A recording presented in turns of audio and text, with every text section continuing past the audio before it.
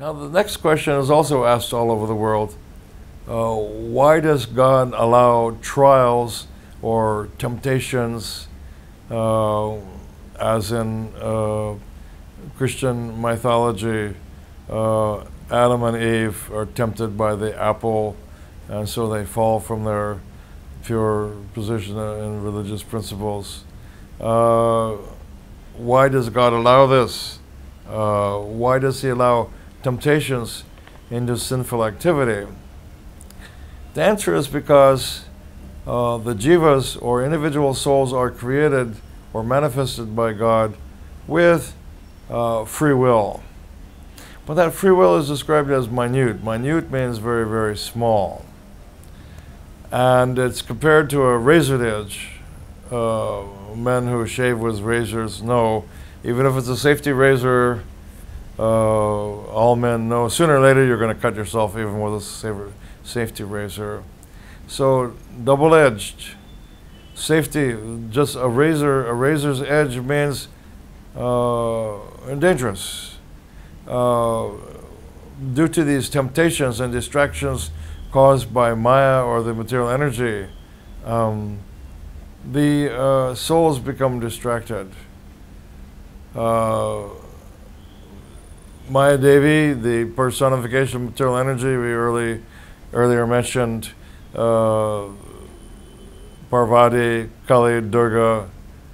So actually, Maya Devi is the same concept, personified material energy. And her duty is, she's also a devotee of Lord Vishnu, and her duty is to distract the living entities from service to God, because those who are sold out and who are completely devoted to the Supreme Lord, they may return to God. Those who have some other agenda, they are not permitted to return. So the human form of life means a test, basically. Are you going to take the valuable human form of life to return to God, or are you going to just enjoy like the animals and thus fall down into abominable species? So that is called free will. Philosophers have debated free will for thousands of years.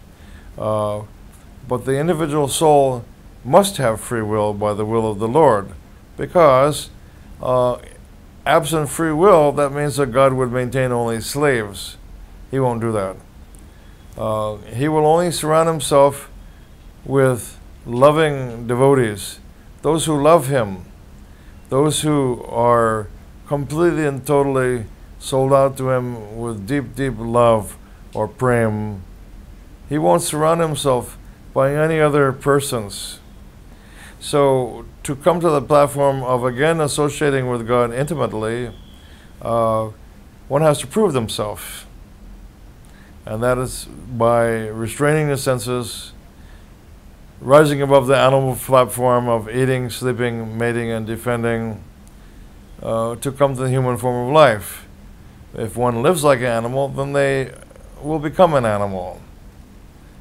Eating, sleeping, everyone's eating in this world. Sleeping, everyone's sleeping.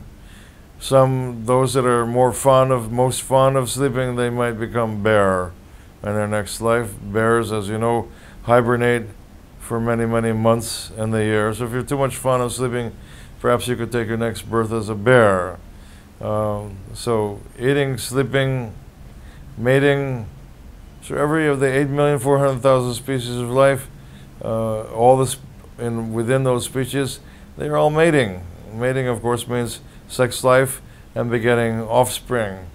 So children. So all the animals are doing also, the fish are doing.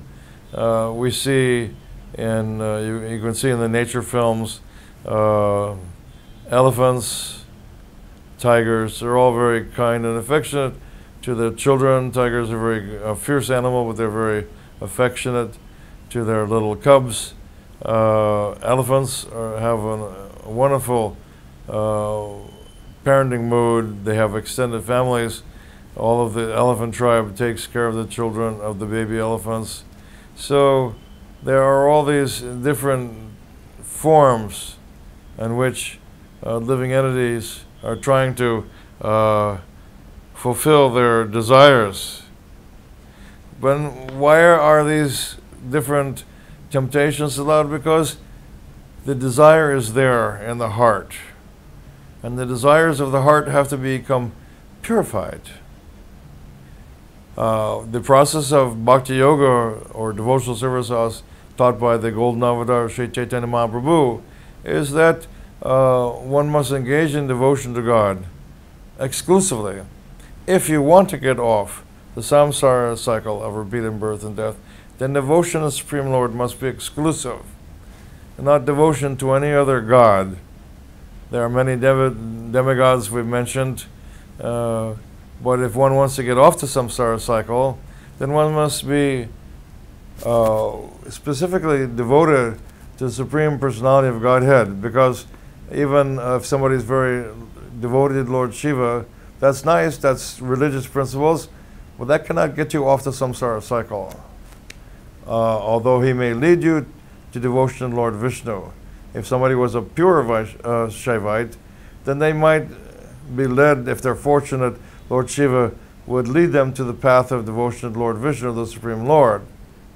If they're not fortunate, they would just continue in the samsara cycle. But Lord Shiva himself, he cannot award this mukti or liberation.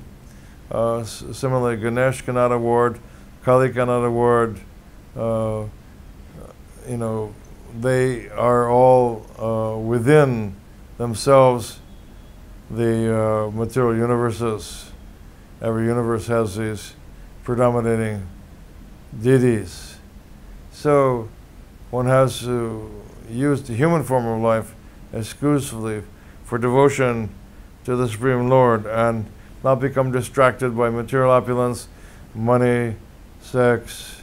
It's like hypnotism, you know. You want to hypnotize somebody, you can take a pendulum and you can swing it in front of their eyes until they become hypnotized and then distracted, you know. So this whole material energy is basically a stage set, which was known ironically by Shakespeare, the famous British author of plays.